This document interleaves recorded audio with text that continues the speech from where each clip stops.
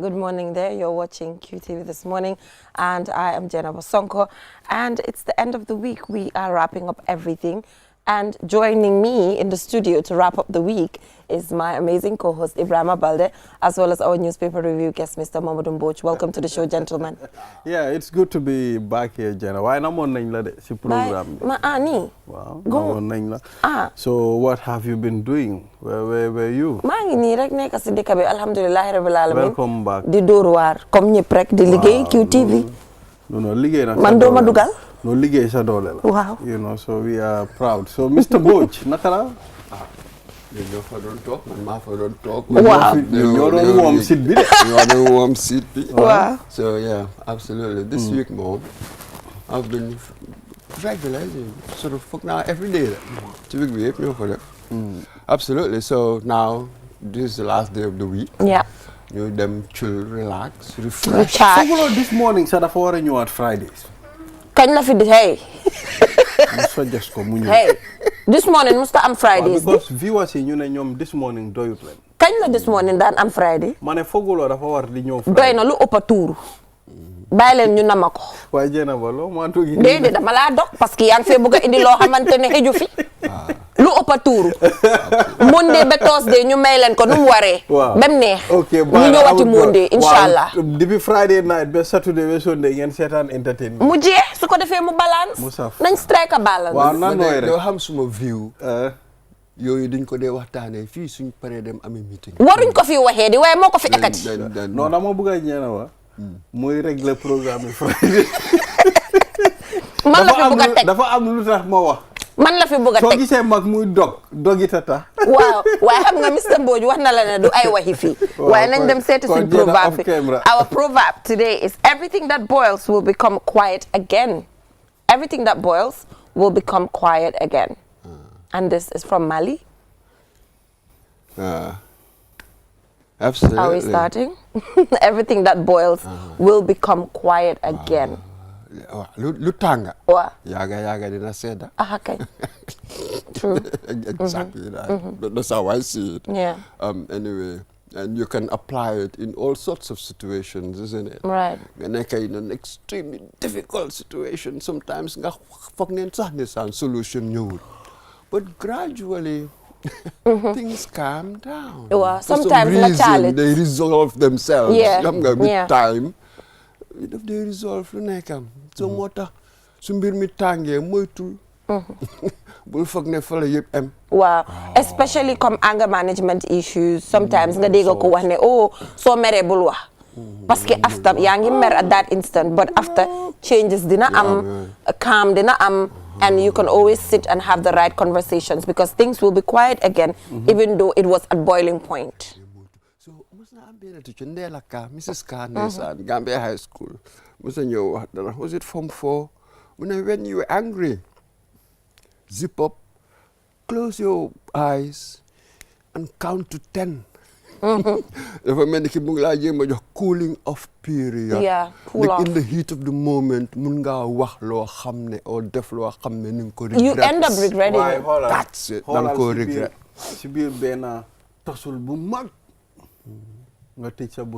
Count 1 to 10. Why? It was a metaphorical thing there. Cooling off time. Wow. Let's call Time it out. cooling It's important. off period. Moo tax dañ la dee ne bu nekkee ne da nga mer sax yaa ngi mer toogal because soo toogee rek dee wàññi that level of anger boo amoon xam nga soo taxawee rek dee am the zeal maybe to go to another level waaye soo demee ba toog xam nga ku toog do hee Wow. understand wow so all those things So dañ ko dee wax rek wow and it's really very, very important. Really. Yeah, it is. Yes, that's one of the qualities I look for in a leader. Go ahead, you are self-possessed. I think that is absolutely important. As a leader, you potentially face all kinds of complex, serious situations. Kila gina calm. Mola gina khala. Wow, nakala mo solve a problem. I agree with that. Instead of nekadi dubaka down, wow, that's very true. Forget it. So man, that's one of you know, the qualities you look out for. The qualities might they look out for in a leader. And I totally agree with you. That self-possession. It has to do with emotions. Absolutely. You know, the ability to control emotions. That controls the emotions. Hang it, the mind, they control the heart. Yeah. Really. Even though, yeah. It can be very challenging. Absolutely. It can be very, very challenging. And even so many, the mind and the heart, one gives it the impression they first separate. Why the borderline? Hang it. Because I'm not certain ideas, they generate emotions in you. So there is that connection of, you know, the idea and the emotion it generates. I totally agree. Yeah, so let us now move on. Let's go for a short break. And when we come back, we'll be taking a look at current affairs, things that has been happening. A lot has been happening. Absolutely. And I believe to start with is reports on suicide in the country. I mean, we do not have the final reports to determine if these things happened, arranged by criminals, or it's actually suicide. But it appears to be. So, you know, just taking a look at the whole scenario generally. So we'll just go for a short break, and when we come back, we'll look into that. Stay with us. QMoney is back again with its easy-to-use, secure and convenient mobile app that allows you to carry out all your transactions. No matter where you are or what time it is, you can always access your funds. With the new QMoney app, you can cash in and out, buy credit, buy QPower, shop, make payments, and so much more. You can also send QMoney, pay bills, receive international remittances, and transfer cash to others. Just download the app from your Play Store or App Store and get started. For more information, call customer care on 133. QMoney, Sinu Calpe. We innovate, others follow. QCell moy suñu boss. QCell moy suñu boss. QCell moy suñu boss. Soro. Go, ebe dawa full network suda tili QCell. Ni lafta diamla wati jamala mune diata QCell. Most reliable network jumala keta wati QCell. Wo quality man nyon soda jam ona manke QCell. Ani be wuloni farole kono walante be bako na jala fayola network ko se taria QCell suñu boss. Nyo finjeka indi 3G ñu delu taxi 4G plus, and now we bring you 5G. Nadema 5G. First and only 5G provider. Itella follow adi doron nesa keno. Gambia bela nyon tawa fele QCell.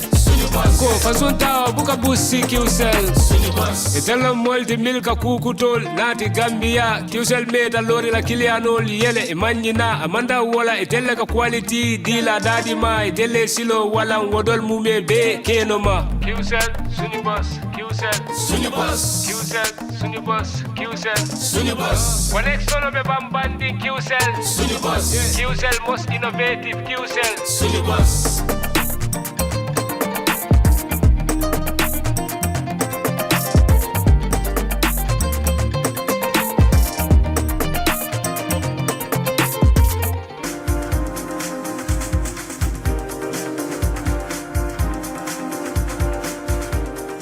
Welcome back from that short break. If you're just tuning in, you're watching QTV this morning.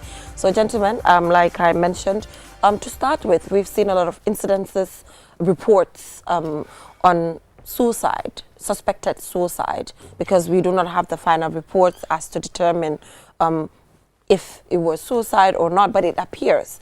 And, I mean, within a week, we've seen about 3. I think, yeah, we've seen about 3 just within this week. So it's either it's in suicide attempts and suicide itself is increasing, or the reports are increasing. So it's either way. Yeah, it's either way. Well, there are other incidents that, you know, once it happened, people keep following the trend of reporting similar incidents that happen. I always mentioned, okay, technology now, you can see anything. You can just send something to someone in seconds, and the person will get to it. So there are things happening all over the world, you know. So, I mean, those things, if you put them together, you know, it will appear as if they are happening all the time. You think? Yeah. So I think it's just there are things happening. Report trend. Yeah, things happening, and people are following that trend of reporting. Well, there is that aspect. That now with social media, as you said, you can share memes within seconds. So it will reach perhaps even millions. Yeah. That sort of thing, yes. And it gives the impression that there's something huge happening. It may not necessarily be so, but it gives that impression. It amplifies news. There is that tendency, granted. But again, you are right. The number of suicides we're hearing now is relative to our past. Yes. I'm just sort of thinking when I was younger, how many suicides when I was younger? I don't know, virtually none. Yeah, yeah. It really is quite, strange. I'm sure that it had happened, I don't know, once or twice, but we'll accept that in our society here, it's relatively rare, isn't it, to have suicides. So when we hear incidents of it, then we are sort of particularly shocked because of its rarity, I think. But suicides do happen. Quite, Well, it might be different from then. I can remember there was a suicide committed in the 1970s. I wasn't born then. But due to its severity and how it hit that community hard, I mean, still the people of that community talk about that. You understand? Yeah, but this now, is my point. as this is happening all the time, it's happening. Now people don't even take heed as to what happened. Previously, these things happen in other communities and happen within our community, but still people tend to forget about those incidents. Well, in time, some things just fade, especially if they are not written or we're not talking about it. Obviously, in time, things fade. There's no denying that. What's not fading is the phenomenon of suicide, obviously. Maybe it's important perhaps to talk about, boy, what could push somebody to commit suicide? You see, To that like extent. the social issues, what sort of problems? Yeah. We were talking about everything So that generally, boils. because yesterday on Youth Dialogue, that was our topic, and I deliberately decided to open the lines because I wanted to hear from the general public, different from just hearing from a social worker.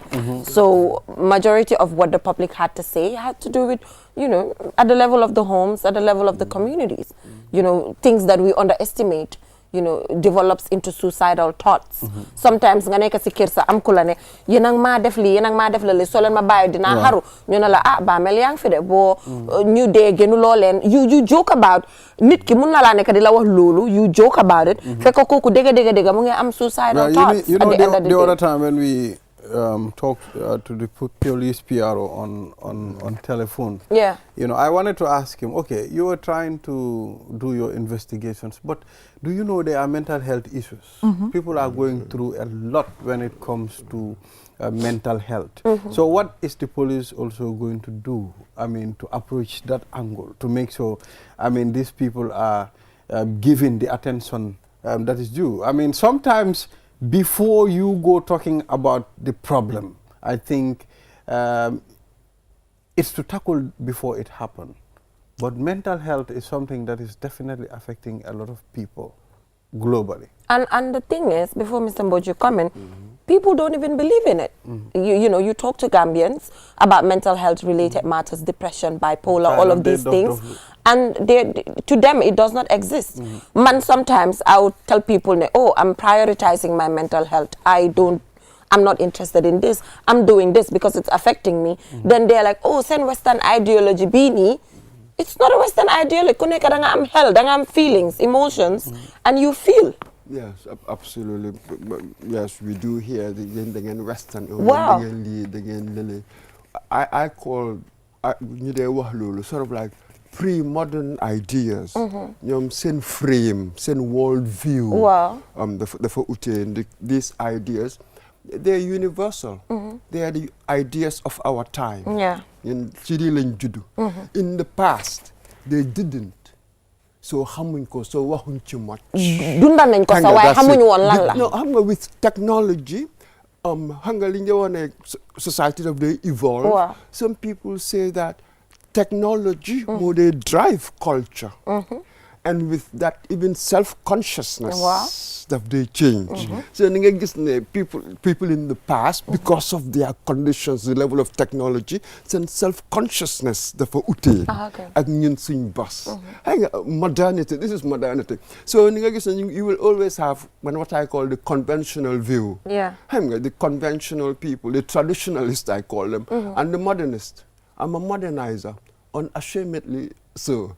I think I'm the traditionalist, the views you mel no. You just ignore. Because it's saying sophistication. Well, it's a bit complicated. Yeah. Because it's not complicated. Every society act no more handle your own thing. You understand? So they are not complicated. It's not complicated. Dafa depend si society. That's what I mean. Understand? Dafa am society yo hamne ñom am nañ that understanding. Okay, nit dafa am fo tolu da nga soxla yana counseling. Understand? Dafa am society yo hamne so for tolo, they also have their own way of approaching these things. Tay can moy go through certain mental health issues. Fekk nekkul ne dafa dof sa waaye dafa am depression, dafa am anxiety to an extent ñu jël ko ñu yóbbu ko at a place bi nga xam ne loolu moo ko gën a dofloo. It happened. Am na ñoo xam ne ñooñu waxtaan rek lañ soxloon at some point pour ñu mun a jógee fuñ nekk. Absolutely. Well, hang on, what is the flaw in your argument? Yaa ngi wax if a society as if ne single voice la. Am na some society ñoom nii lañ mel. Ñun li ñoo wax nii rek ñu ngi démontrer ne loolu du dëgg. Waaw. Gis nga fi yaa ngi ma jox exemple boo xam ne am na nit ñuy waxee nii. waaye jëna yow it Gambian nga yow yaa ngi waxee nele. Every society da nga am different levels. There are different voices, a multiplicity of voices. Society as a monolith is a myth. It doesn't exist. So da nga am different voices. So it depends on yow. ñan nga bëgg a àndal. Ba pare dañ war a accept ne. It's so true. Depression ak anxiety man dama am anxiety. Man I'm very anxious, like very, very, very. There was even a time that I was depressed due to a lot of things happening in my life. Why so ma gisee doo mën a xam ne Jenaba Sonko am na anxiety, or at a point in life 5 years ago or so she suffered depression because yaa ngi ko gis mu ngi solu mu ngi mel nu war a mel nga foog ne kooku everything is okay about that person. So we have to normalize people ñi nga xamante ne ñu ngi solu properly mel nu ñu war a mel dañ dee mën a am depression, and you can seek help. There's help, you know. I saw the Ministry of Health, they posted the 1025 number that was being used during the COVID to say, if you have suicidal thoughts, you can call 1025 and you're going to get somebody to talk to. Somebody's going to help you, you know. And these suicidal thoughts and these mental health issues, John Boot Ken. John Boot Ken. All, you know, all of those things need to be clear. But moving on, government is saying that they are looking at investigating a particular invoice that was leaked when the President Adama Barrow's mother's treatment, the payment request, the memo actually leaked, and it sparked a lot of controversy online. But this is not the first time that a government document leaked. So I don't know how they're going to carry out this investigation, but according to them, they're working on investigating how these memos that are very confidential get to leak to the public. Government to investigate leaking of payment requests. Well, we've seen that in all governments. Sometimes people. But it's becoming too much in Gambia. Like they don't believe in the system. The system that they're in. You know, President Barrow talked about civil servants themselves undermining the system. Like if you don't believe in the system, he said, go away. Absolutely. And people of my generation, when I heard that, I said, oh, it's so sad. We had such a professional civil service at some point. None of this politicization really, and it shouldn't be like that. So once you start hearing that, then you begin to think, oh, there's a problem at the heart of government, and I didn't say it, you did. If you're going to tell me that there are civil servants who want to undermine government, then you know that there's something wrong. There is something and it wrong. shouldn't be, you know? It's sad, right? To my mind, it is sad. I wouldn't have thought that I would have heard something like that. But there we are. This is Why what so is. believe So the leaking bit. Leaking, wow. Leaking is one thing. Government, it's your responsibility to take care of your To make staff. sure it's that's it's one. secured. Wow. That's one aspect. Wow. Why is it And come the jam? other, is it true? See, the content of the leak. Here we're talking about the leak. The Fine, paper somebody's itself. done that. And what about the content of it? It's very According to interesting. Dr. So what is Ismaila being Ceesay- said about the content So, of what was leaked? about the content, Dr. Ismaila Ceesay génn na wax na te wax na ne content of the leak bi amount bi fa nekk it's not solely pour treatment bi dañ ko xëj na dañ ko bindee noonu rek waaye dafa encompass other payment request yu nekk si biiram although nekkut loolu lañ read boo ko readee waxut loolu waaye moom as a minister information boobu la joxe ne request bi am na yeneen expenses that are embedded si in biiram there. waaye ku ko read gisuloo fa loolu nag so xaw ma naka la Then are we gonna say paper bi dafa wholly leak or am na yenn payment yoo xam ne yooyu ñu ngi ko def si biir yi nga xam ne soo readee doo ko gis. So how are we mu going ne am na to payment yeneen justify fa the embed whole si lu mu wax. content leak na? Then am na yoo xam ne leakul. Well, to me, going by the content of It's the direct. document, yes. So what the minister wants me to do is to take on trust instead of what he said.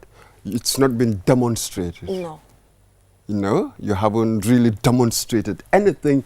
You simply want me to take it on trust. Is that how accountability works? well It's really that how accountability works. Accountability doesn't work like that. Just, you know, take it from me. Demonstrate it. You Yeah. know, for me, that is really the key. yeah, so that is the argument that they're putting out there. But with the government civil servants undermining the system, I think they should, well, a lot of people's argument is that they should just leave honorably. Like if you feel like in the government that you're serving, you're in it, and you do not believe in the development agenda put in front of you, you can't join forces to make it happen. I mean, it's like I'm working here and I do not believe in the agenda of the Q group. Then I start leaking information and talking bad about the institution that I work for. Honorably, I can just walk away. This does not feed my soul anymore. Go. Do you know what some people think? Humans, we are not actuated. We are not sort of driven to action Yeah. by our morality or our religion and any of that. All the high-minded stuff. We are driven to action by our interest. Yeah. Practical, naked, materialistic interest. It's just that we couch these interests in all sorts of lofty ideals. It's just when we speak, Yeah. then, you know, we talk about it in all sorts of ways. But when you look at how we act, always interest-driven. Yeah. So one would calculate my interest, you know what I mean, what is in my interest. So I'll just sit there, you know, milk whatever I can milk. But the idea that There must always the be an idea that element one would of resign honorably, Yeah. honor, the word honor, The word honor. ooh, that's heavy. That it takes a big character to behave Nga bàyyi dem. honorably. It's very expensive. Su métti ba It's métti extremely because expensive sometimes yaa ngi to liggéey man behave tey honorably. mun naa liggéey in an institution am naa fa naxar it's painful I don't mu ngi métti waaye at the end of the day confidentiality tamit it's part of the things that you sign up for you know it's part of the things you sign up You for must. It's just that sometimes ni nga find sa bopp in a situation boo xam ne your morality will be tested. Ni nga gis loo xam ne then you ask yourself xëy na am na lu authority di jéem a nubba waaye society daf ko war a xam.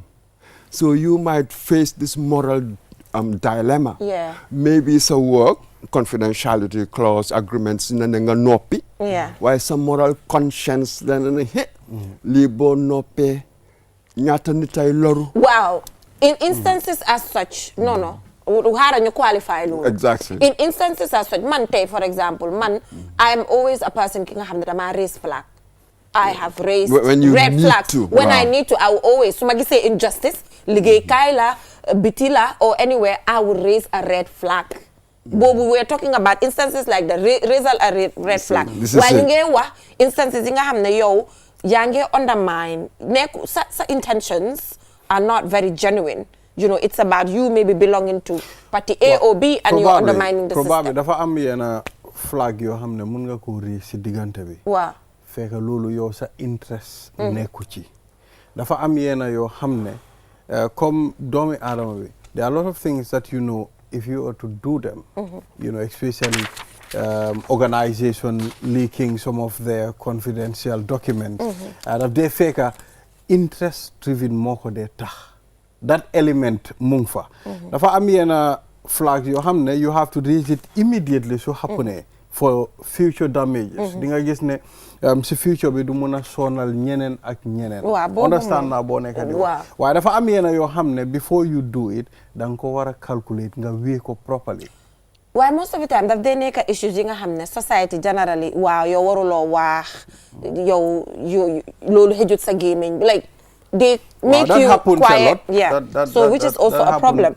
So we have a statement that we will now play because Buba Drame, who escaped from Mile 2 prisons in 2020, has been arrested through joint efforts of Gambia and Senegalese forces, and he was wanted in connection with the murder of Buba Drame during a 2020 land conflict between Gunjur and Sani Mentoring. So the arrest sends a clear message: there is no hiding place for criminals, and the Senegalese forces officially handed over the suspect to the Gambian authorities, and the Gambia Police Force will update the public on this case as information is available. But here's a short update that we can take a look at from the Gambia Police Force PRO Modu Musa Sisao. Good evening, viewers. This is the Gambia Police Force Press and Gambia Police Studio. We are here in the studio at the police headquarters this evening to bring you breaking news. The Gambia Police Force, in collaboration with partners, especially our counterpart in Senegal, has today arrested fugitive Buba Drame. Buba Drame, who escaped from Mile 2 prisons in 2022, has been arrested through joint efforts of the Gambian and Senegal security forces. He was wanted in connection of murder of Buba Drame during 2020 land conflict between Gunjur and Berending. This arrest sends a clear message that there is no hiding place for criminals in the Gambia and outside the Gambia. The Senegalese gendarmerie has officially handed over the suspect to our Gambian authorities, who we have sent to Senegal to pursue Buba when we got information about his whereabouts. This is the news we have for you. To give you a context about Buba or his case, the serious crime of the Gambia Police Force is currently probing, or was probing, into the case of an escape from a lawful custody of alleged murder involving Buba Drame, the accused person. Reportedly, in 2021, 28 December, the Office of the Permanent Secretary, Minister of Interior, received a correspondence with reference number requesting for investigation into the escape of alleged murder of the deceased, Babukar Drame, from the Mile 2 prisons. The accused was a prisoner incarcerated at the Mile 2 yard prisons, but later escaped from lawful custody and fled the jurisdiction of the Gambia, suspected to have taken sanctuary in Casamance region, Senegal. In this period, the Gambia Police Force, in collaboration and under the undermentioned team, went to Senegal in Casamance in collaboration with our partners to be able to pursue Buba and have him arrested. And today, we have the good news to tell all Gambians that the Gambia Police Force, in collaboration with partners in Senegal, has... All right, that was a quick update from the Gambia Police Force, the PRO Modu Musa Sisao, on this particular arrest of individual Buba Drame, who escaped from Mile 2 prisons in 2020. So, Mr. Mbuj, just quickly, what's your opinion on this one, and we wrap it up? Well, it's like Mr. Mbuj. The other day, we said to the PRO, there is no update when it comes to investigations, but it's like it's coming now. Yes, you see, yes, that's update, fine. But there's the other bit. I wish that we had him on the phone. I would have asked him whether we investigated the original escape from Mile 2. Yeah, it's what were the circumstances of his, I don't think they will reveal that. But why not? These things are investigated all over the world. I know, but I don't think they're going to tell you this is how he escaped, these were the gaps. No. Why not? I'm with the belief they will not tell you. They can prove me wrong. Granted. Yes, they But can why prove me not? wrong. What do you think Well, that they will base they might that cite judgment security on? reasons to say if we tell you this is a route that another person can use, because that's what I believe. Because normally those are the arguments we get to receive: security threats, security reasons. They can get me wrong. The PRO, please prove me wrong. All over the world, this sort of things are reported because somebody would investigate Gambia lie and then one. you publish And it. No, we're they talking are about very here. Look, we're trying to find sort of kind of what they call best practice or Best good practice. This is not something that somebody has imposed. It's just that we've done an activity so many times that we've come to identify the best conditions of giving us the outcomes that we want. Right. You know what I mean? So best practice is not some imperial imposition at all. It is what would give you your best chance, your optimal, your optimal means of giving you the outcomes that you want. So stuff like that. It's about the public. What was the investigation? What did we find? Then how can we make sure that it wouldn't happen again? It's stuff important. like that. That's the thinking so we due to want. time constraints, but we're just wrapping up now. But it just came to my mind, I should do a disclaimer. When I said I had anxiety, anga Gambia dafa metti. Bala len ma rek ma reeral li. Dama toogati rek xalaat parce que wax bi daw anga dañoo dog daw ak moom. Ma ne nag ma leeral ko du ne dof nii de. Comme xëj na because Gambia is the wood.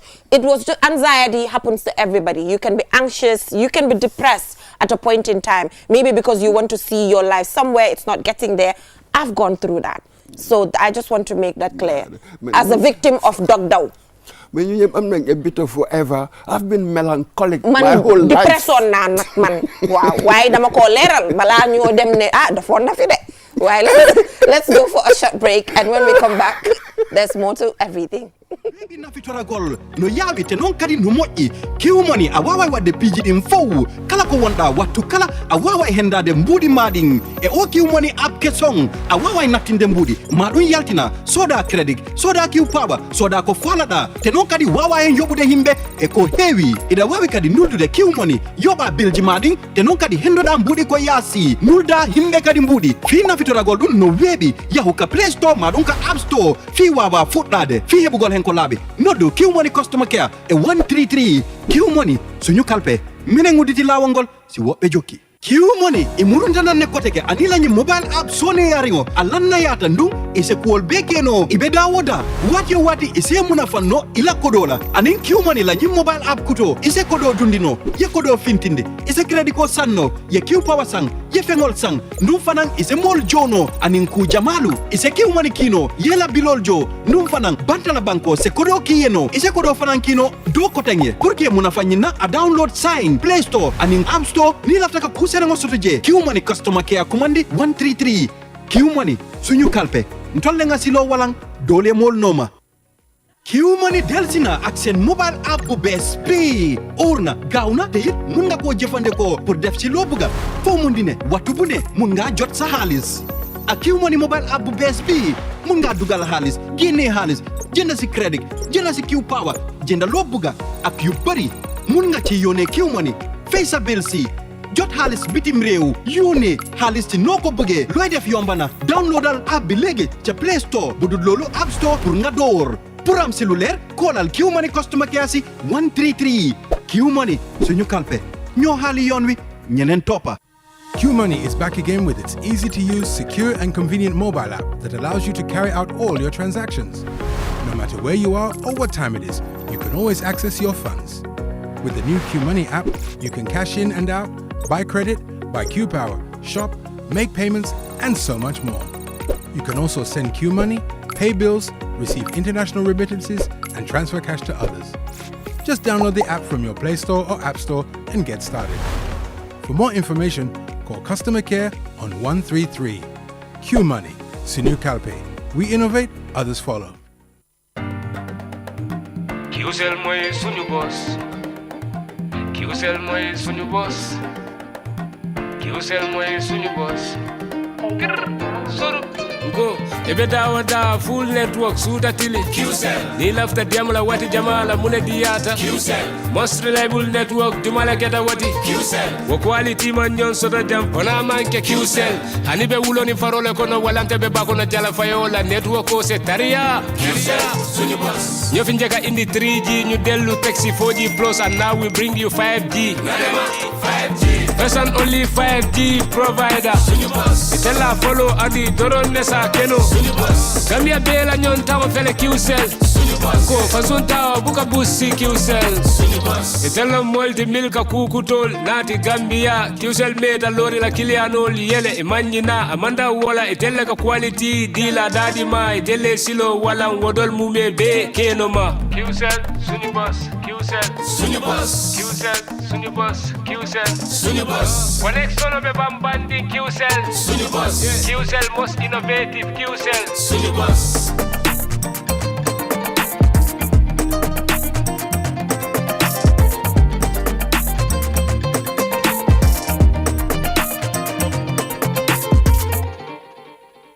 Q Money arti webi nafitora gol no ya.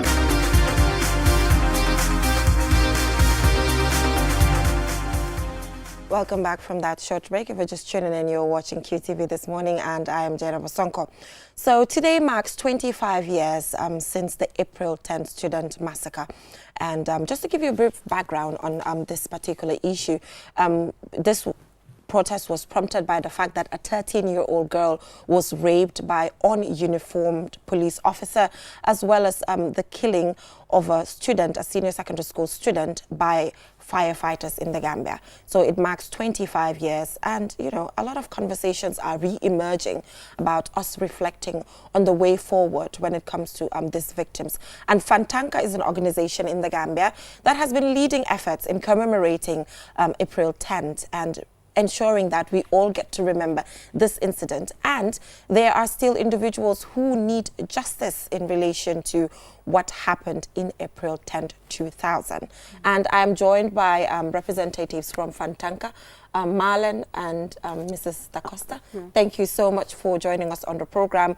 And congratulations to Fantanka for ensuring that this memory stays with us all, especially to school-going students, understanding and getting to remember the incidences of April 10th. So, Marlon, you've been dealing with victims of April 10th since the founding of Fantanka a few years ago. Commemorating now 25 years, what is their perception at this point? Good morning. My name is Marlon Jobate. I serve as the country director for Fantanka. Fantanka is an organization that advocates on sexual and reproductive health and rights. We work on transitional justice, advocacy, and also provide mental health and psychosocial support for victims of human rights violations, SGBV, and other marginalized communities, such as persons living with disability. Right. So since 2018, when we started work, Fantanka has been working with the victims of April 10 and 11 students' demonstration. But to be honest with you, it has not been easy, especially for the victims. Yes, because most of them have lost hope. That is what I would say. They've lost hope in what exactly? In the system. Because when the April 10 and 11 happened, most of them sustained injuries, especially, well, some people died, but the ones that sustained injuries. 15 people died altogether. Absolutely, including a Red Cross volunteer and a 2-year-old baby. Yes, yes. So you get to ask yourself, what does the 2-year-old have to do with that? So victims have been suppressed since the past regime. And now, like, they do not know what would come of them. Most of them are dying. They have not received any support from the government. So even for the government to come out and acknowledge that this has happened and apologize to the victims is really a problem. So basically, they do not know what would happen. They have zero hope in the government. And as civil society, we've been working with them, trying to manage their expectations, trying to make sure that they actually put in hope. Maybe things would go well, turn out as we all expect. But honestly, the victims have lost hope. And most of the time, when you even invite them to activities, they would say it's going to be the same thing. Yeah, civil society talking to us, but when would the government actually do what they are supposed to do? So actually, the hope is not there, and it has really been difficult for victims. Most of them have mental health issues, and organizations like Fantanka has been providing them with mental health and psychosocial support. But when would that, how long can Fantanka continue to do that when the government should take responsibility of its own doing? But they do not really actually, they do not. They're not taking ownership of the issue. Absolutely. So, the Costa, what are the effects of not government, as mentioned by Marlon, not taking ownership of this particular situation? Because this was perpetuated by officials at the time. You know, Yahya Jammeh was in Cuba when this particular incident happened. The vice president was on the ground, and you know, her argument when you read or watch the TRRC, we all saw it. Even a commission was set up to look into this, and when this commission was set up, findings were made, which Yahya Jammeh obviously did away with, as usual, because he did not want to accept responsibility. So what are the effects of the fact that government is not taking responsibility for the situation, as alluded to by Marlon? Yes, so good morning, viewers. I am Awa Da Costa, the Programs and Outreach Coordinator for Fantanka. So just to answer your questions, if you look at it in a broader spectrum, the issues that is attached to this will be very multidimensional. So we know the TRRC did its truth-seeking, you know, where findings were made on the incident of the April 10th and 11th. And this would include victims and survivors, but also perpetrators, but the incidents that led to the demonstrations. So government not taking ownership of the situation is one, what Marlon mentioned, the issue of hope regards to the survivors as to how things are going to be like. So then if you look at this situation, you look at the issue of accountability and justice, you look at the issue of memorialization, but you also look at the issue of reparations. So you would see civil societies would come together and try to work to advance efforts of the government in having to attain all these things that I've mentioned. But the government should be at the forefront.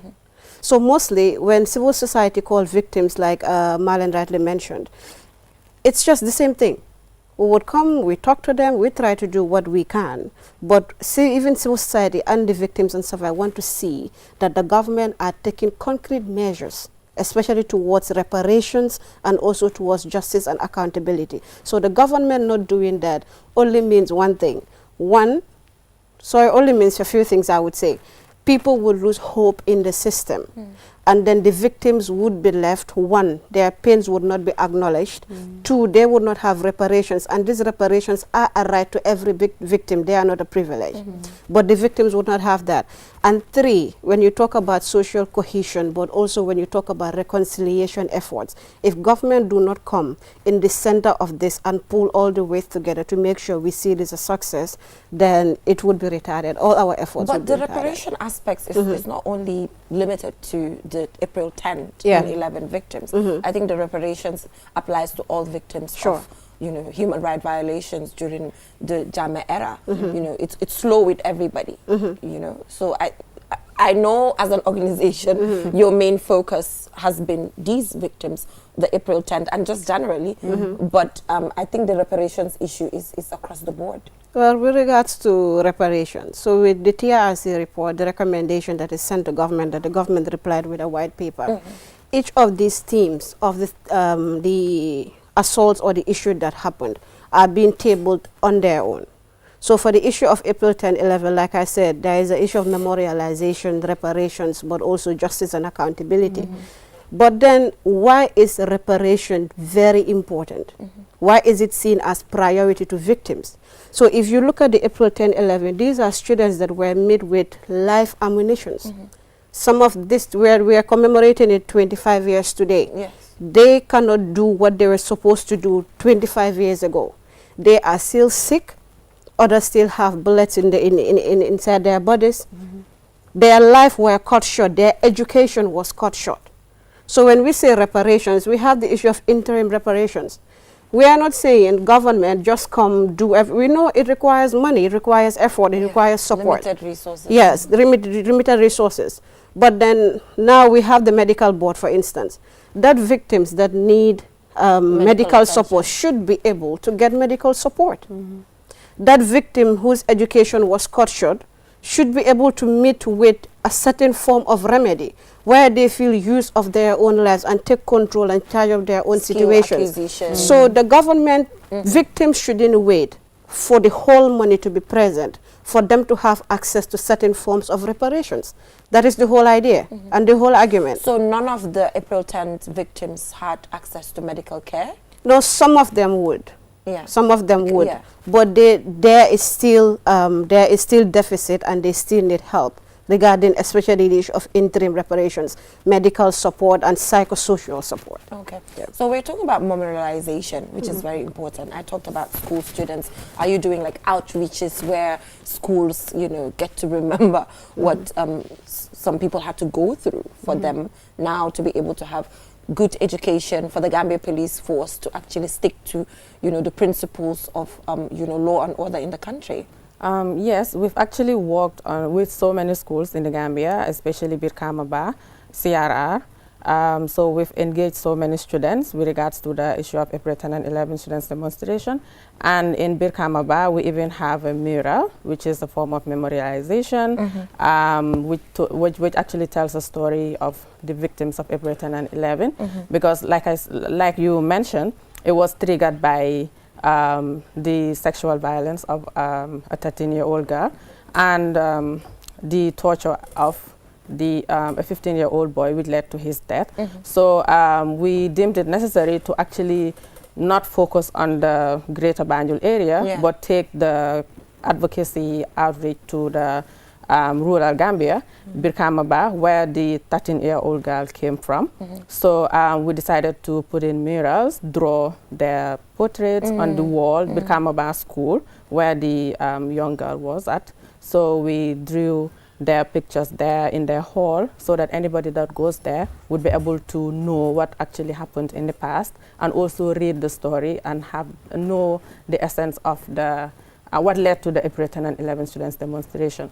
And just recently, we also had a film that we also screened here and invited so many students to understand. Check, so the film basically was also a form of a memorialization because it was acted and then it depicts the causes of the April 10 and 11 students and I saw that the Fantanka also came up with a TRRC child-friendly report. Yes, and I think that's a good thing as well for school children to actually read and get to understand. Now let's shift our attention to the Gambia Police Force because, you know, a 13-year-old girl was raped by a police force official. And how is your engagement with the Gambia Police Force? They have a huge role to play.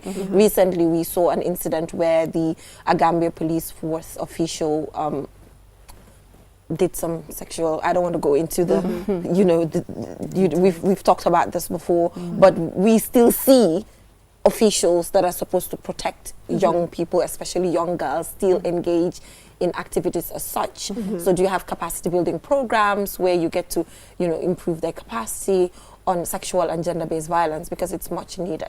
So we had capacity building training for the police officials, security officials, and where we invited them and trained them on sexual and gender-based violence.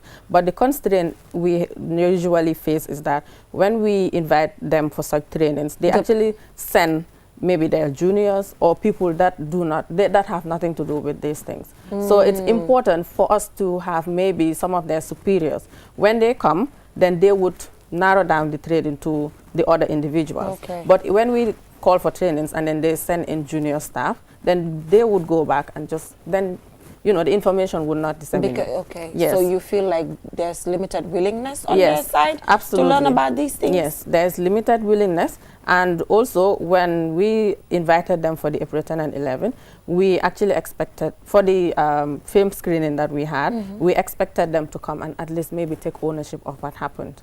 apologize, but that was not the case. But I mean, with that, it has to come from the executive, I believe. Yes, so that is what we have. The executive has the role to do the whole apology that you are looking forward to. But if they do not send the executive, how would we get the apology? No, yeah. It becomes a problem. understand that. Yeah, and they wouldn't understand. Yeah.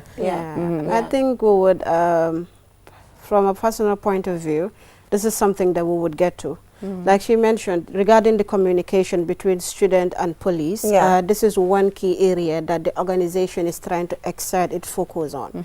So you would see in the film screening, we had the police IPRO, we had the police responsible for the gender unit, and we had a police prosecutor. But in the same panel, we had students from high schools and the University of the Gambia. So that, I could say, was one of the most interesting panels that I had to moderate. But then you would see, even as we speak today, we're holding a Twitter space. And in that Twitter space, the police IPR would be there. So I believe we are steadily making progress in the sense that we would have an IPRO of police, you know, be willing to make. But then, like you mentioned, it has to come from the top. It's an you know, mostly when we talk about the security, they will say order comes from the top. So even the police IPR will take order. Exactly. So we just hope that we get to that point where when we have conversations like this, it won't seem like an attack or trying to put security on the spot. But for just government agencies and law enforcement to see these as us trying to promote one reconciliation, promote accountability, but the most important thing is to ensure they never again mantra. So that is very, very important. We cannot afford to have a recurrence of what happened in April 10, 11, 2000. So is there going to be any activity this year to market? Yes, so we would be having a Twitter space today, and tomorrow we would be doing a tree planting exercise wherein we would bring together victims, civil society organizations, and young people, general public at large, so that they would understand the incidents. So the tree planting exercise would actually commemorate the victims of April 10 and 11, and also to honor those that we lost, and also remind the public that the plight of victims need to be looked at to ensure that they also feel that they actually belong in the society, because most of them don't talk about what they go through.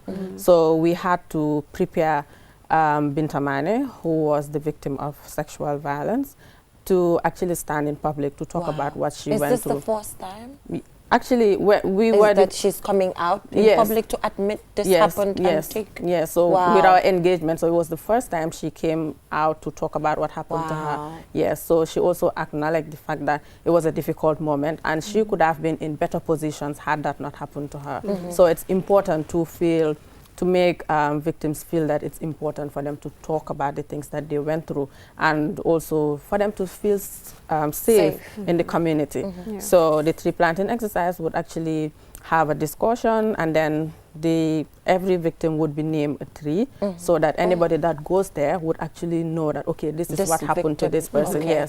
And also we will put tags there wherein you'll be able to scan and see maybe the story of victims. That would be very essential. So are you able to trace the family of the 2-year-old baby that died during the April 10th? We have not been able to trace. We've not been able to, but we have contacted so many victims. But as time goes on, eventually they'll be willing to come out and talk about these things. Due to cultural barriers and all of that. And stigma.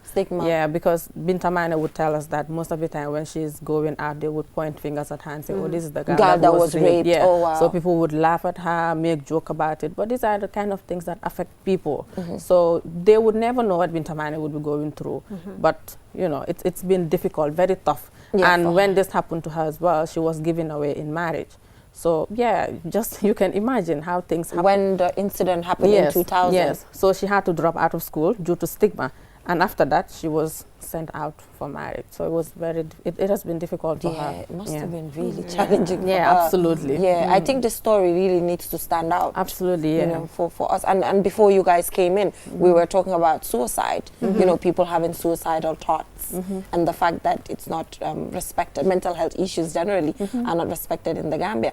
And who knows what Binta is going through, and has been since 2000 to now. But I believe she's safe now. The fact that she's willing to come out and talk about her experience, which I'm sure should inspire a lot of people especially the government, the system, you know, the Gambia Police Force, putting in the right mechanisms when it comes to protecting young women and girls in the Gambia. I believe so. I'm hopeful. Yes, for an organization that provides mental health and psychosocial support to individuals, it's important to also shed light on the issue of suicide that has been happening. Yeah. Because most of the time, people do not pay attention to the things that happen to individuals. Because when we see them acting some type of way, we will just say, okay, dafa rew. Wow. So, hamadi mota munge definitely. And that is not the case. You have to assess the mental well-being of the individual. Yeah. So this is the experience we have most of the time.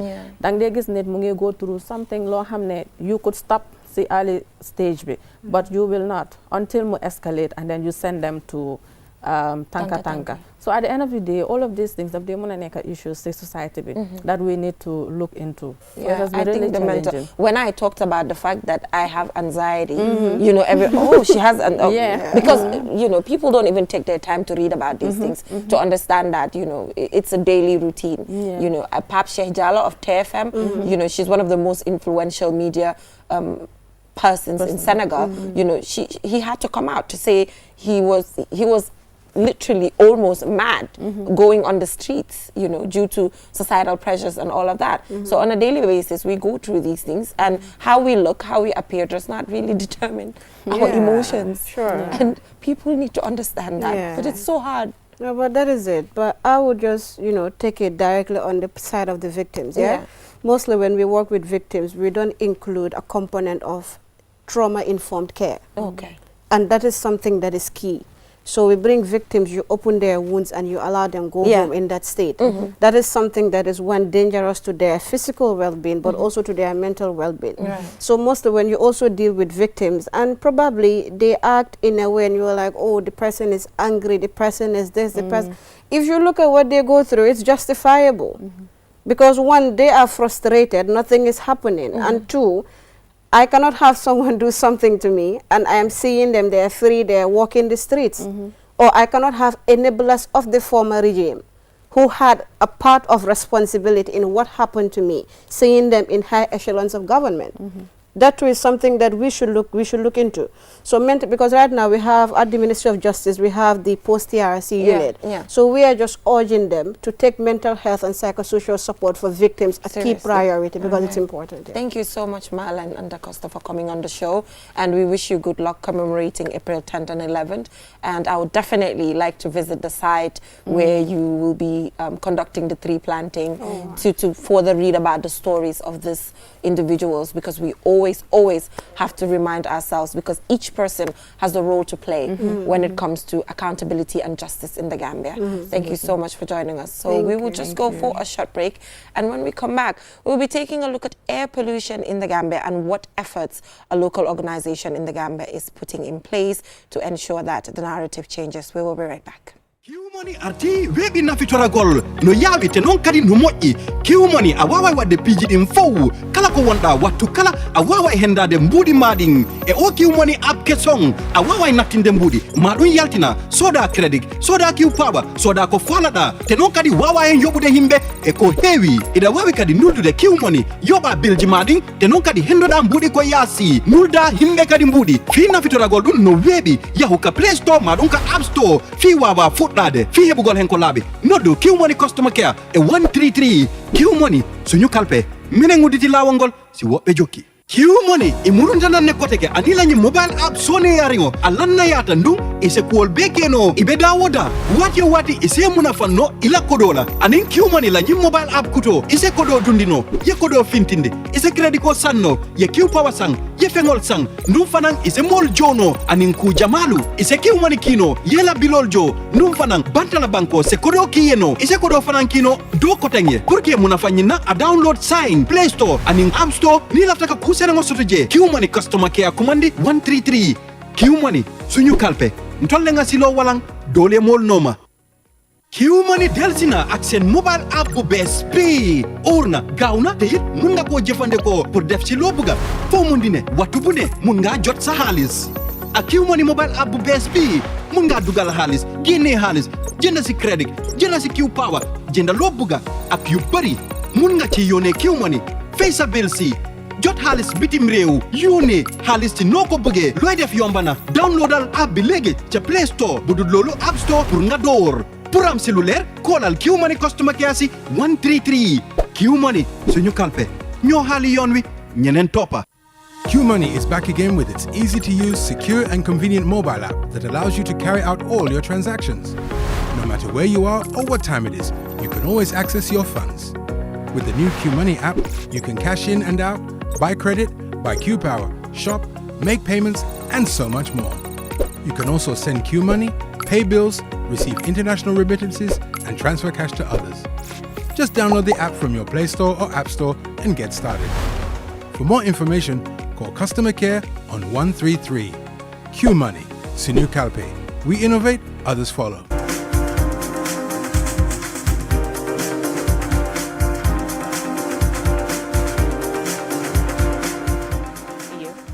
Welcome back from that short break. If you're just tuning in, you're watching QTV this morning, and I am Jenna Bosonko. So like I mentioned, we will now be shifting our attention to air pollution in the Gambia and what efforts our local organization, Pamian Health Lung Institute, is doing in the Gambia to ensure that things get to improve. And we're joined by Dr. Sunkoru Toure, who is the founder of the organization, and Dr. Krista, who is the director of Clean Air Program at the University of Chicago. Thank you so much for joining us on the program. I am glad that we're having this discussion because as an asthma patient whom air pollution has been affecting for the longest time, it is important to see that there's a local organization in the Gambia championing efforts to ensure that things get better. Thank you so much for joining us, Dr. Toure. And to start with, let's talk about urbanization and the risks that it poses for the Gambia in relation to increased air pollution. Well, thank you very much, Jennifer. You know, Gambia is undergoing a rapid population growth. Our last census puts out population about 2.7 million, and about 2/3 of that population lives in an urban area. Yeah. And with that change, we have more people concentrated in a small place, and many people are still cooking with firewood and charcoal.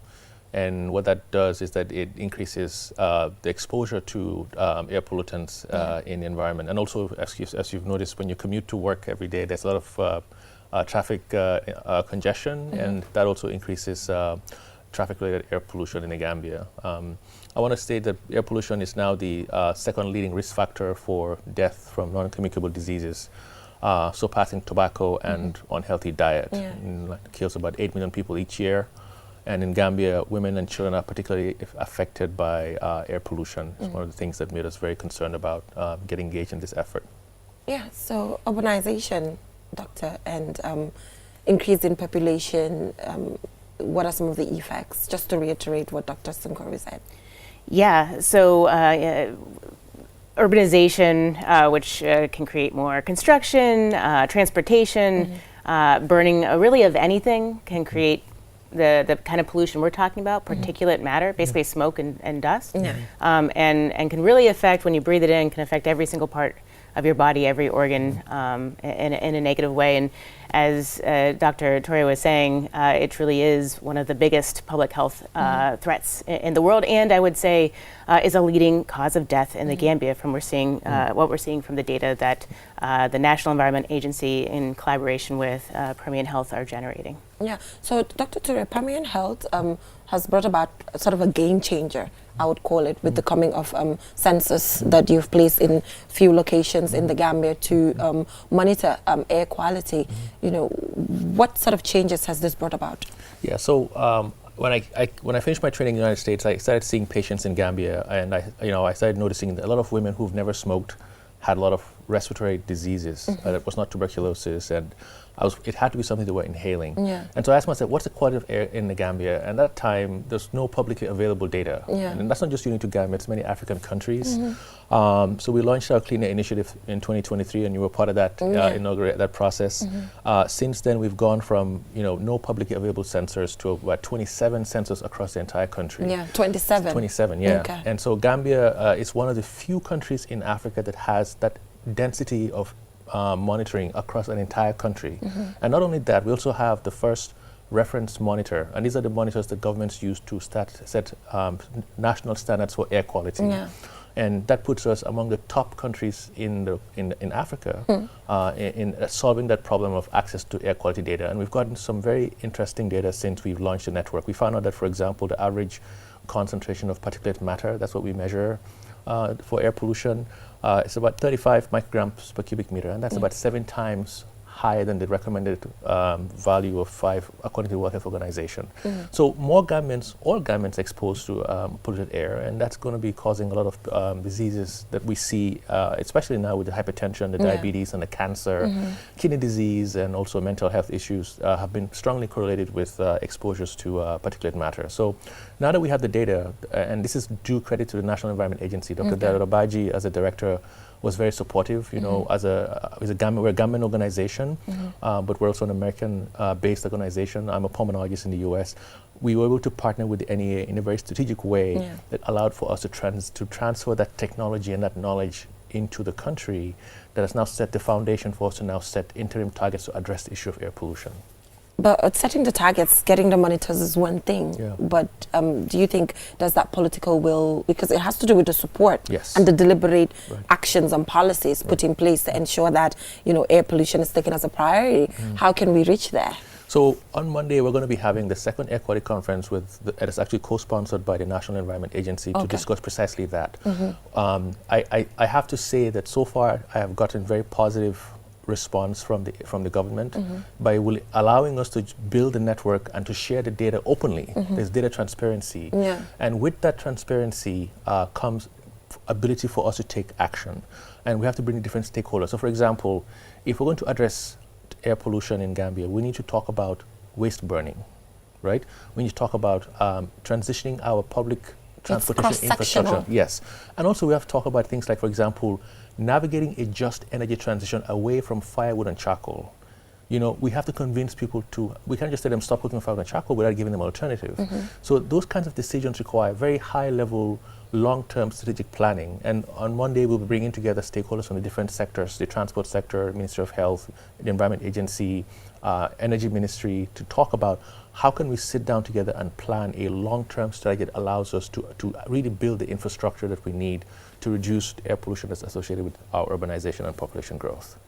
All right, I'm looking forward to that. It seems like a lot, like it's bringing sector, you know, because it's cross-sectional, and we all know how Gambia sometimes, you know, it's disappointing to say, but policies and programs can be there on document, but the implementation can be very challenging. So now this brings me, implementation. How can these policies be implemented accurately and tangibly in a way that the citizens themselves will get to see that there's improvement when it comes to air quality based on the burnings that you're talking about and the transitioning from fossil fuels to renewable in a country like the Gambia that wants to, you know, exploit oil? It's challenging. Yeah, it is a challenge, but I will say that there's been some successes.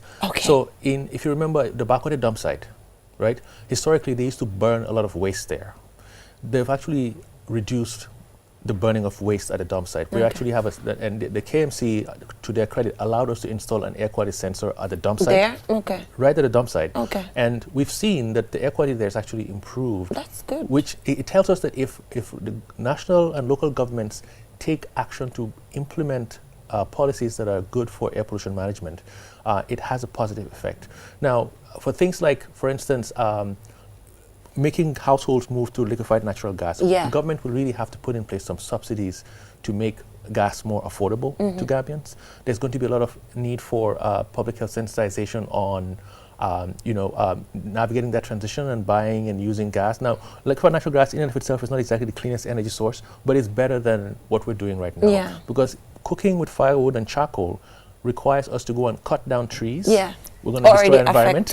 And you look at around you in Combo, there are no trees around. There are very few green spaces. So we're destroying our environment to cook, but you can't tell people not to cook and eat. So you have to provide an incentive for alternative energy sources to become more available, and that requires high-level engagement. And for me and my partners and also the government, we're going to be relentless on this. We are relentless in our mission to get this done, and we're going to work with the government, we're going to work with civil society organizations, and I think we have been able to achieve in a very short period of time what it takes many other countries around Africa a long time to do. So I think, yes, there's a lot of challenges. There's a historic or perception of lack of will from the government. Yeah. But I think if you continue to engage with them constructively, I'm there will be optimistic. changes. Yes, there will be changes. Yeah, Yeah. so Dr. Krista, maybe share with us best practice from other countries, other African countries that have really good air quality or prioritize, the issue of good quality air.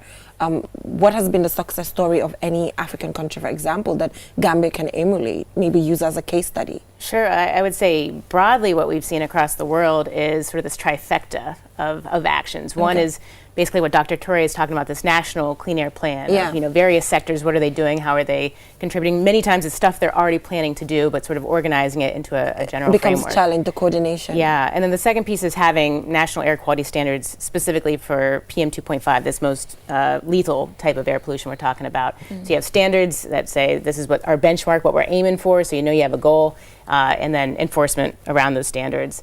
And then the third thing is what is already happening here in the Gambia. It's around having actual air quality data to know that you're making progress on those standards and on that national policy, and setting some sort of baseline, and having that data public so the public believes that they can see that change, because air quality is hard, right? It hurts us, but we don't even really see it. So you kind of need this data piece to do that. So those are the broad pieces.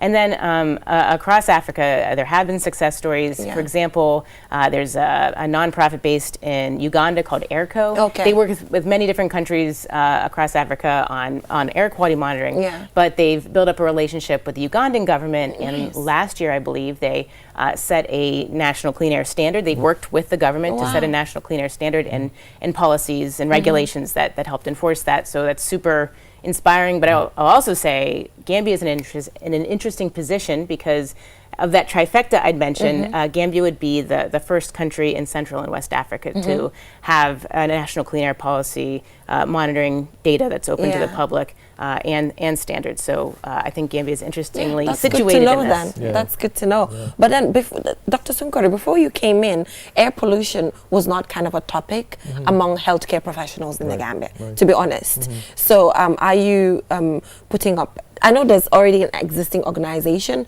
but is there some sort of mentorship or follow-ups with doctors and nurses to ensure that directly they're aware of these things? Because patients visit them and they can easily tell them, oh, your air quality, you can work on this. I've never been to the hospital and somebody talked to me about air quality or anything till we met and interacted and you started championing this. So how is their awareness level, considering that even smoking and other conditions, air quality issues are even worse affecting human beings? That's a very good question. So the practice of medicine has not caught up with the science that we know about air pollution. And that's not just unique to Gambia. I was at a conference in Colombia last week or 2 weeks ago now, and the World Health Organization itself, we're talking about how do we get healthcare professionals more aware of the fact that people need to be counseled on the importance of air pollution. In the Gambia, what we're doing specifically is, I'm actually I do some teaching at the medical school. So doctors will get exposure to that, but we're also going to be doing webinars and teaching sessions for doctors and nurses and healthcare professionals to really incorporate training in their training, an assessment of air pollution, and also mitigation strategies for that. I don't know if you recall this, but a few years ago, the Ministry of Health started putting dust alerts on their I can remember there was a dust storm and they came up with some I can remember that. That was actually game changer kind of. And that was primarily influenced by some of our engagement, because Dr. Buo Manjang, who's no longer at the Director of Health Promotion, but they are also very willing. So again, like I said, I have to give credit to the government. They are willing to use data when they're provided with the right information. I think it's a matter of making it more routine, and also because they have the ability to actually have massive public health impact. If we generally all become aware of, for example, in the Hamatan season, if the air quality is bad, here's how you can access the data. And the ministry issues a bulletin that gives people health advisories. Early warnings, exactly. That would have a huge impact in reducing the effects, in extreme events like that. But I think on a long-term basis, some of the other policies around, energy transition, transport related, and I always use the example of the energy transition. I'm not taking in. No. I'll tell you why. Honestly, so setting because a good example. I've attended, for example, the conference on climate change, the COP. I've attended it few times, Right. and I've gone into negotiation rooms and meeting rooms, and I'm not hopeful You're with that. optimistic? I'm being I'm optimistic, as a yeah. person who's Yeah. reporting on climate change. yeah. Just in Azerbaijan, we've seen how Yeah. Azerbaijan has actually used the COP to negotiate investments when it comes to fossil fuels when they're hosting a climate change conference. I think for Gambia, though, I want to come back to Gambia. We have some important lessons we can learn from Senegal. Okay. So Dakar recently transitioned for their bus rapid transit system to an electric format. Imagine a scenario where if public buses for mass transit are electrified in Gambia, that will take out a substantial amount But of... Senegal is going to drill oil. Yes, they're doing that too. But again, I agree with you that yes, governments seem to be undermining their efforts They're to just trying transition. to But I play think for us, we don't have oil, at least that we know of yet. Right? But Although they're at the same exploring. time also, that should not stop us from pursuing those energy strategies that we know are going to be sustainable in the long run. I think for us in Gambia, there's a real opportunity for us. If the GTSC can get a fleet of buses that are electric, it's cheaper, it's cleaner, we can reduce transport and air pollution. And also, if we can make liquefied natural gas more available for cooking at home, when most governments are now going to be urban, you can't find firewood and charcoal in the Combo area now. Yeah. You have to go up country. So basically, there used to be different deforesting- places, but you can't work in somewhere. And the price of a bag of firewood and charcoal is now getting close to the price of a small cylinder of gas. So I then agree. the financial imbalance is no longer there. It's a matter of sensitization to make people aware of that if you're going to cook, it's actually more efficient. Most government men don't cook. Well, I don't want to say this on control. Please tell us. Women Most Gambian men don't cook. Women cook, and they're the ones who know exactly what they're inhaling. Yeah. Right. So I think that there's a role for us to really make a case to make that transition. It's more convenient. Yeah. And it's relatively cleaner. And if you can't afford that, get a cleaner stove in your house. Yeah. In an urban area. In the rural places, they cook outside. It's open. Maybe you're less exposed. But in a tight, small house, apartment, or a place in a central Combo, Kabundung, Serakunda, for example, you're not going to have that kind of ventilation in that place. Yeah. And so imagine being exposed to that for a long time. It's driving a lot of the non-communicable disease we're seeing in this country. And if we don't do that now, by 2050, when we've doubled our population, it will be even worse. Yes. So we have to start now. And yes, it's not perfect. Yes, we may be contradictory in terms of what we're doing, but a strategy that really prioritizes these things is the way to go. And there's evidence, I think, from Krista's point. China did a fantastic job cutting their air pollution by 43% from 2013 through bold, ambitious Electric bikes. and also their public transits, and so if they can do that, Ghana being small, we have that potential. We just need to keep partnering with people, keep talking about it, and be relentless. We are relentless, and we're going to keep working on that. And keep moving. So I'm looking forward to the changes. So you are having the second air quality conference. Dr. Krista, what are you looking forward to from the engagements, considering that different stakeholders are coming together to make the right choices for us? I've been hearing about all these different, areas within the Gambia where they can contribute to reducing air pollution, and sort of seeing these conversations form together into sort of what could look like the start of a national plan. I find it very invigorating. So we work with the various groups across the world around their air pollution work, and this work here, in partnership with the National Environment Agency, is some of the most inspiring work because of this, as Dr. Torrey mentioned, this willingness of the government, this openness of the government to use data to push forward their efforts. It's quite rare, frankly, in a lot of places. So I'm looking forward to engaging in them. On that so too. this is an air quality sensor. So I was actually exposed to this during the last event that we had, because when you brought it out, I was like, and it's so portable. Right. So one would expect it's a big machine that I have to install somewhere. Yeah. So these are the machines that are installed? No, this is an indoor sensor. Oh, this is an indoor one. Sensor. Yes. The ones with the outdoor sensors are bigger. Oh. Okay. And the government one is actually like a big refrigerator. A big okay. Yes, a big quality device. Now, this one just tells us the air quality in the room right now. And you can see it gives you like a readout of what's called a PM 2.5 concentration. Yeah. And if they have a color code there, it's called an air quality index. Green is good. Yeah. Yellow. Green is good. So, so you can see it's looking good right now with the air quality. So the air quality. In this place is good. So does this mean somebody can just buy this? have it at home to monitor their own air quality? I want to say that I'm not marketing this product for the company on TV, but yes, there are multiple opportunity sensors you can buy for indoor air quality monitoring if that's something you're interested in. Okay. But so do you Pammy and Health sell so these? what we do is we can do exposure assessments. So as a pulmonologist, there are certain occupations that are at risk of occupational exposures. Okay. And so we can provide a service where if you're interested in knowing what your exposures are, for example, those that work at Maninaring, at the oil and gas depot, technically speaking, they need to have stringent occupational health safety assessments. And I'm not sure exactly if that is happening at the moment, but that's something that we can definitely provide as a service. You know, our fire department, so fire officers who engage in, fighting fires need to have, what's called a respiratory protection program. So those are the kinds of things. And Gambia is still in the infancy in those areas because there's no legislative framework or the capacity to do that. And we are bringing this in the country as a way of ensuring that, we can provide that service for those who are interested. So how many pulmonologists do we have in Gambia? So unfortunately, I think I'm the first and only one, yes. That's so sad. It is. Well, it takes a long time, right? It took me 20 years post high school education to become a pulmonologist. Wow. Okay. So and I was lucky. Okay. I had opportunities.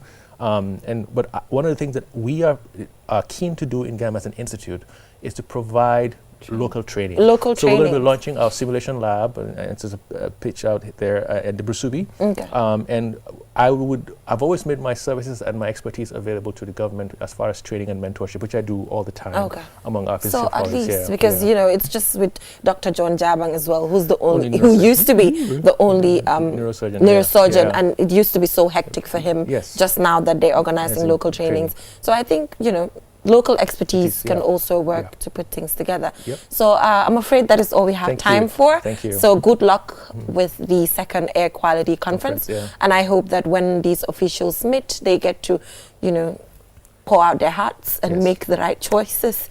I'm always skeptical when it comes to these things, but this is an opportunity for them to prove me wrong. That things can get better, and it's not just about policies gathering ducks in a I think you have a role to play in that by holding them accountable. And that's what you're doing and this is what we always do. So prove me wrong, please. Please do that. Thank so you. thank you so much for joining us on the program. That is all we have time for. See you next week. Bye-bye. Thank you.